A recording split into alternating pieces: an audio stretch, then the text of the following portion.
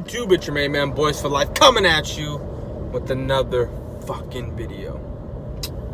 So Vegas wants to give us 8.5 wins, huh? Vegas wants to give us 8.5 wins. That is a fucking joke. That is a joke. How the hell are you going to take a team who, with the addition of Amari Cooper, went from 3-5 to 10-6? 3-5 to 10-6 with a middle of the line offensive line, who you're getting one of the best run blocking tight ends in the league. You're getting your all-pro center back, your Pro Bowler center back, in Travis Frederick. That right there alone makes you better. That alone makes you better. Then you have the Swiss Army knife, Randall Cobb, who is better. And I repeat, better, bigger, faster, stronger. A guy who can catch the ball and take it to the house. Take a 10-yard screen pass and take it to the house. In Cole Beasley. You know what I'm saying? Like, Randall Cobb can do what Cole Beasley can't. And you want to give us 8.5 wins? Are you shitting me? With the weak schedule that we got, oh my God, you're going to see, I'm going to play a clip of what Skip, Shannon, and Greg Jennings, who Greg Jennings is one of the Cowboys' biggest critics. And he's over here, basically saying this is a joke. Basically saying the Cowboys, who added Randall Cobb, an upgrade to Cole Beasley, who got Jason Witten back, one of the best rush blocking tight ends in the league.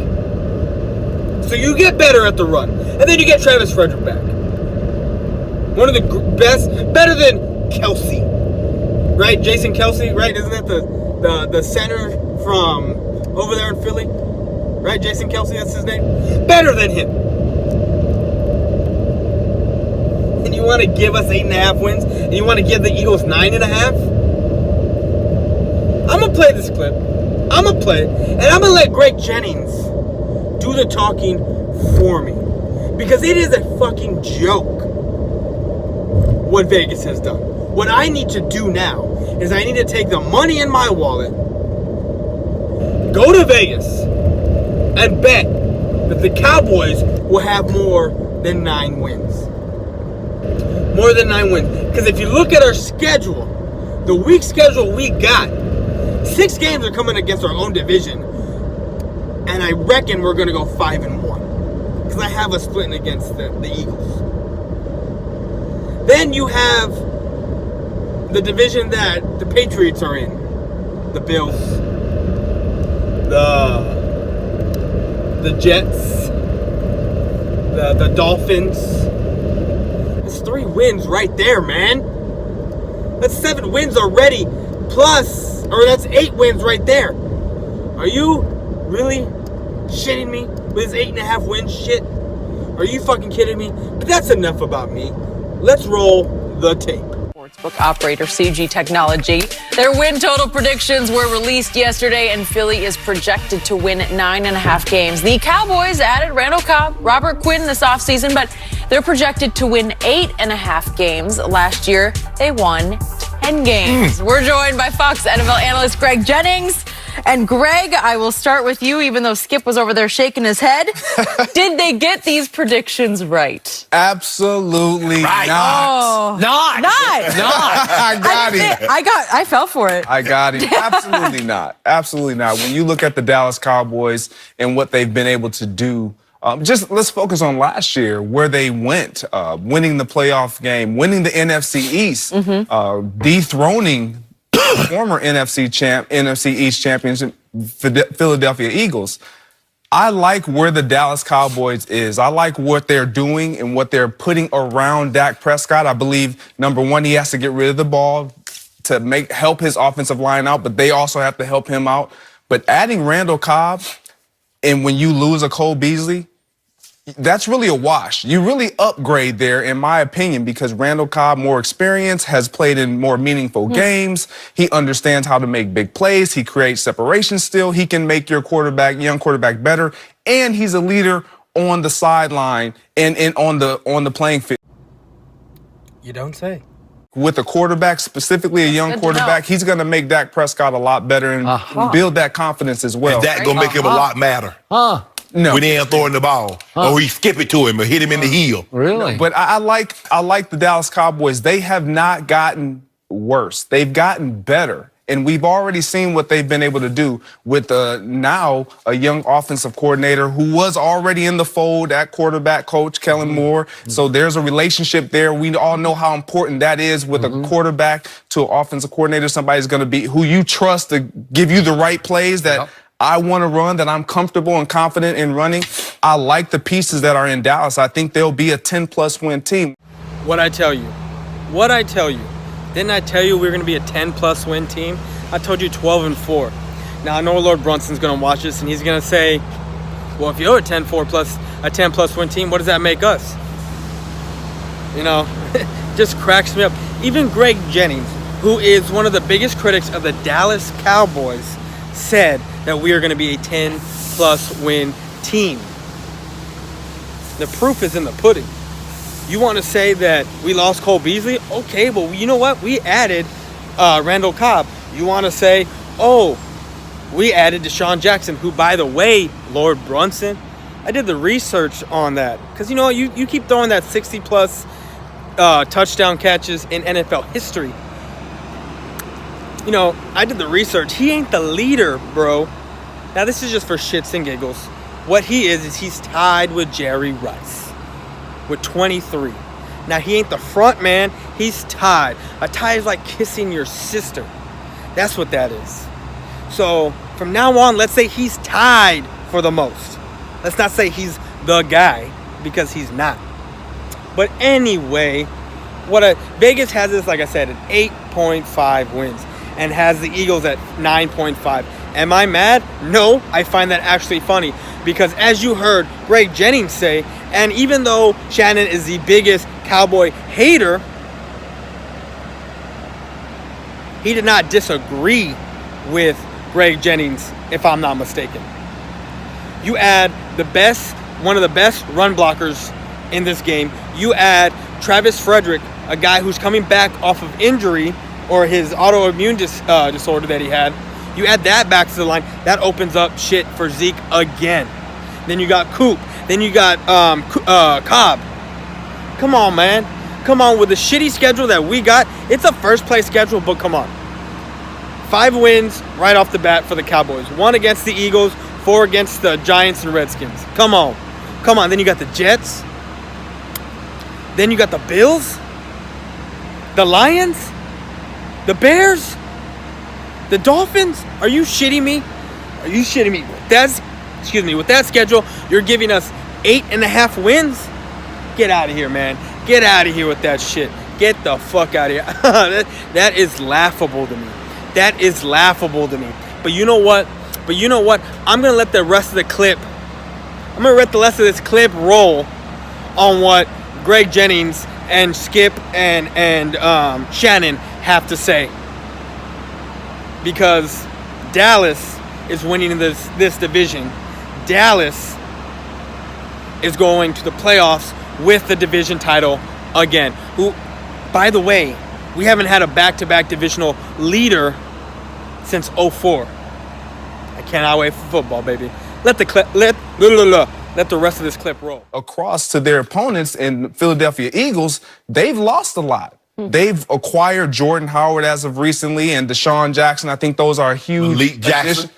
Absolutely, I think those are huge additions. Yeah.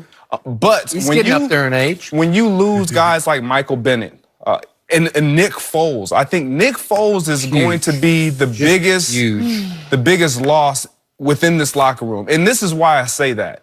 this is no disrespect to Carson Wentz, but every player has an ego. Carson Wentz or Nick Foles was a very huge plus and positive in that locker room, but he also was a negative in the mentality of that guy, Carson Wentz. Because when you see how much your team clings on to another player you're supposed to be the guy, it messes with you mentally. You may never say it. He may never disclose fully what it means, but Shannon, you know, if you're hurt and you're injured and you're looking at another tight end catching balls and the team is rallying around this guy, although you want the best for the team, you still want to be appreciated and valued as, man, you guys don't miss me? You don't need me anymore? And I think that played with the psyche of a Carson Wentz. So I think he'll get better because Nick Foles is now out of the wings, so to speak. They have a great relationship, had a great relationship, continue to have a great relationship, but I think he'll thrive better. I just don't see them winning the NFC East. I think it'll be competitive, but with Dallas at 8.5 wins, I think they're wrong there. I disagree with you, and let me tell you why I disagree with you. Because you make some very compelling points. They added Randall. Eloquent point. Yeah. It was brilliant. It was very, yeah. But all the reasons why they should be better are the very reasons they won't. They don't have the prosperity well. Now, instead of last year when they played that bull jive schedule, they got a first place. Yeah, bull jive. That's how they got. Remember, Go to Carolina and go to Seattle. and they took and what they do? Took the L. Okay, then. See, Then what happened? can you let me finish my point? Please do. You asked me. You remember in 2015, they stunk it up. They got a last place schedule. They won the division. In 2016, 2017, after having to play a first place schedule, stunk it up. So now the history gods have decreed every other year Dallas is going to stink it up. Is that how it works? Skip. It's decreed from the heavens. What is this? It's over next year. We shouldn't even have a show next year. What is decreed is that your rookie of the year quarterback, how much better has he gotten since his rookie year to now? Because he's still holding on to the ball. Greg come out here every year and says he needs to get rid of the ball sooner. And every year, he's still holding it. He's still patting it back there. He won the division and a playoff game. What more could you ask? Here's one of the reasons why I believe Dak Prescott has had this label of holding the ball. He hasn't had the guys around him that he can trust to know I can get rid of the ball and trust they're going to be open and be where I need them to be. Now that he has Amari Cooper, who he will have a full offseason with, a full training camp with, he's going to have that trust there. A Randall Cobb, who he's going to have an offseason with and entering into. He knows what he We had that with Cole Beasley. But there is a level of trust that you have in year 4 with some solid guys around you that you know have been proven to get it done. You've seen them get it done. He's going to have a better year, I think, getting rid of the ball. Well, what about him? What about them? Him getting it done. You talking about he going to have confidence in them? Are they going to have confidence in him? Well, what do I have to keep reminding you of? That over the first 3 years, he set the all-time record of completion percentage? Does that work? He did get it back. Me and Greg and I couldn't play with him because all he doing is throwing check downs. You don't have confidence in a guy who over the last 3 years led the entire National Football League in fourth quarter comebacks? Really? Skip, what more do you want? I don't know. He just keeps doing it, and I keep saying, see? Skip, you say, oh, but he's not that. Well, I can't. How about this here? I cannot give you a medal for saving my life if it's you that's holding my head underwater. That was the reason they were behind. So he comes from behind. He brings them back to victory. And don't you see what Dak did? Yeah, I saw those 3 interceptions he threw in the first half, too, that put us in this situation. I'm just trying to tell you, Skip, you don't... Greg, how does a guy throw 3 interceptions in the first half? We're down 14. He brings us back, and now he's the hero. We should have never been down to begin with. That's just the nature of the game. Guys have bad plays and they overcome it. That's called resilience. That's called Tebow-ism. Shannon, I'm with you. Well, wait a second. I've rolled Dak a lot. He beat your quarterback twice last year. Beat him twice. And the second he wasn't healthy. The second time he threw for 243 in the fourth quarter and overtime. How do you do that if you can't throw? Hey, how do you do it? You can tell from the clip right there. This Dallas Cowboys, this year's team, we're winning more than 8.5 games. We're winning more than 8 games. We're winning more than 9 games. This is like Greg Jennings said, this is a 10-plus team win.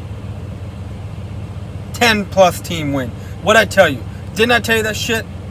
Look at the fucking shitty schedule we got. Look at the players we've added. Cowboys winning this division. Cowboys going back-to-back divisional champions. Look.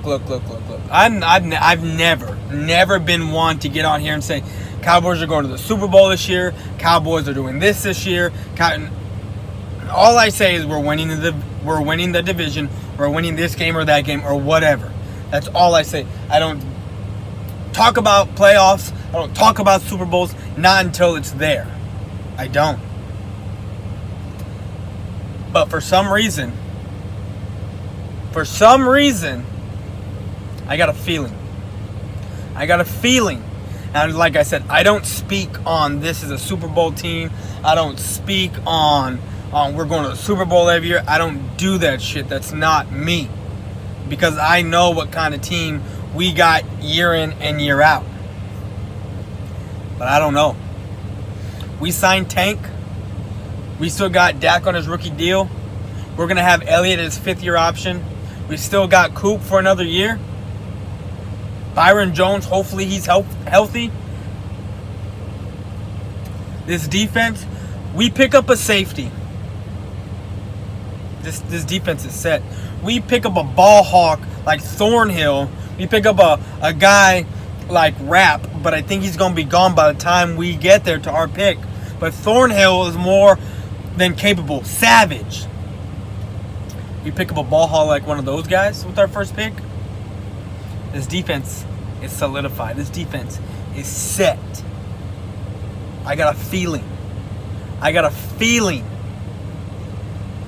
And it's going to be one hell of a season.